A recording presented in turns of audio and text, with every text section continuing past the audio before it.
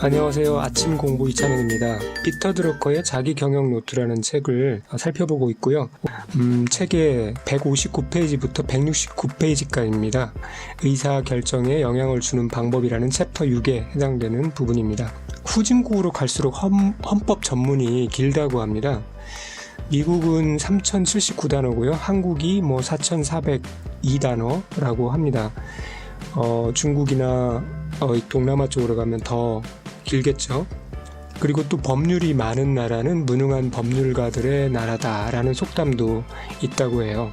그러니까 이게 무슨 말이냐면 법의 일반 원칙 아래 해결할 만한 성숙한 시민의식이 없기 때문에 일일이 하나하나 조항을 만들어서 규정하고 이것을 근거로 해서 해결하려고 한다는 거죠. 그래서 피터 드러커는 한 나라의 헌법 규모가 그 나라의 수준을 말하듯이 기업에서도 의사결정을 많이 하는 경영인은 태만하고 성과를 올리지 못하는 경영인이라고 그렇게 얘기를 합니다. 네, 이게 좀 의외죠. 의사결정을 많이 할수록 경영인이 태만하다. 네, 전혀 좀 다른 시각으로 피터 드러커가 보고 있는데 그렇게 말하는 이유가 있습니다. 성과를 올리는 경영인은 문제 하나하나를 개별적이고 특수한 것으로 보지 않는다는 거죠. 그래서 그 하나하나에 다 의사결정을 하질 않고 그런 것들을 이제 위임을 하겠죠.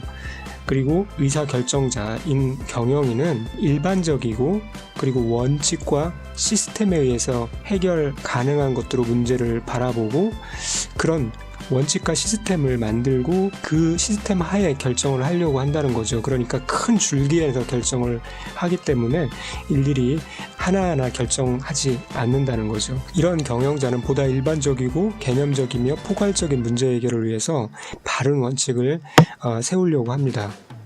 또 우리의 주의를 끄는 문제는 실제로는 어떤 많은 증상 중에 하나에 지나지 않기 때문에 진짜 문제를 찾아내서 근본적으로 해결하기 위해서 노력한다는 거죠. 그래서 그 진짜 문제를 해결하면 나머지 자질구레한 그런 증상들이 사라질 테니까요. 예를 들어서 책에 어떤 예가 나오고 있냐면 자동차 업계가 자동차 사고의 증가에 따른 문제 해결의 일환으로 안전운전에 대한 캠페인을 벌이고 또 안전한 도로에 대한 투자 지원을 하는 것보다요 사고 자체 위험성을 줄일 수 있는 안전한 자동차를 만드는 것이 더 근본적인 해결책이라는 거죠. 당연하겠죠.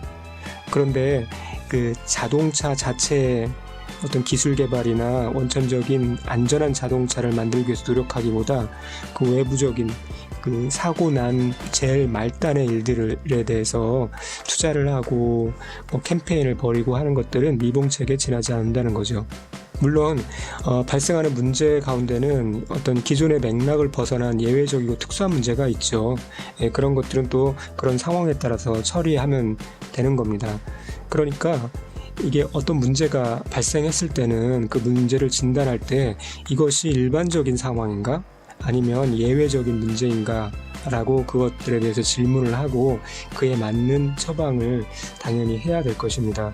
기업에도 그렇듯이 개인 삶에도 그런 것 같아요. 원칙이 있으면 이런 돌발 문제에 대해서 흔들리지 않고 견지해 나갈 수 있죠. 그냥 원칙대로 밀고 나가면 대부분은 해결이 됩니다. 그게 없으면 이렇게 흔들리고 저렇게 흔들리고 정말 바람잘 날 없는 거죠. 늘 문제 가운데 문제투성이 가운데 지낼 수밖에 없게 되는 거죠. 삶의 원칙은 다른 말로 비전이나 가치 그런 말로 표현되기도 해요. 그래서 비전은 삶의 정글을 헤쳐나가는 나침판이다라고 그렇게 얘기를 하기도 합니다. 비전 얘기가 나올 때 우리가 그런 예를 많이 드는데요. 저도 강의 때 가끔 말을 하는데 알프스의 어떤 사람이 길을 잃어서 그 정글에 알프스가 정글은 아니지만 어쨌든 그 숲에서 길을 잃어서 13일 동안 방황을 하다가 극적으로 구출되었다고 합니다. 근데 나중에 알고 보니까 그 사람이 하루에 12시간씩 계속 앞으로 걸었다고 그래요. 그런데 이게 12시간씩 걸으면 하루 만에도 빠져나올 수 있을 거 아닙니까? 그런데 어떻게 된 건지 하도 신기해서 그의 이제 궤적을 추적해 보니까 길을 잃은 장소로부터 반경 6km 이내에서 계속 뺑뺑 돌았다는 거예요. 이게 이 사람이 좀 바보 같아서 그런 게 아니라 누구라도 운동장 같은 데서 눈을 가리고 똑바로 앞으로 걷게 하면은 자기는 똑바로 걷는다고 생각하는데 20m를 전진할 때마다 약간씩 간격이 틀어지기 시작한답니다. 그러니까 결국 한 100m 가면은 큰 원을 이렇게 돌면서 걷기 시작한다고 그래요. 그러니까 이제 이 사람이 그 알프스 산에서 그런 상황에 부딪힌 거죠. 이런 현상을 윤형 방황 혹은 원형 방황이라고 얘기한다고 합니다. 그러니까 우리 인생도 만약에 나침판이 없으면, 가리키는 정확한 방향이 없으면 눈 가리고 걷는 것과 마찬가지라는 거죠. 나는 열심히 걷는다고 생각하는데, 앞만 보고 뛴다고 생각하는데 사실은 계속 제자리를 돌고 있을 가능성이 있다는 거죠. 그래서 지도 혹은 나침판, 이런 도구가 중요한데, 인생의 나침판에 해당되는 것이 바로 비전 선언문 같은 한 장의 시트지일 수 있습니다. 그것을 통해서 내가 나아가야 될 방향을 확인하고 그 방향에 맞추어서 나의 중장 단기 목표, 그리고 연간 계획, 월간 계획, 일일 계획들이 얼라이먼트, 그렇게 방향을 맞출 때 더 강력한 파워를 발휘할 수 있다는 거죠.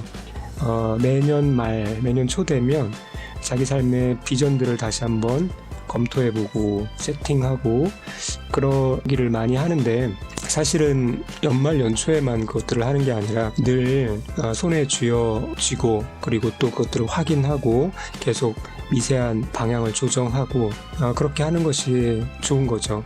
그래서 언제 한번 기회가 되면 그 비전 선언문 작성하는 법에 대해서도 방송으로 또 말씀 나눌 기회가 있었으면 좋겠습니다. 자, 오늘 이렇게 한번 마치고요.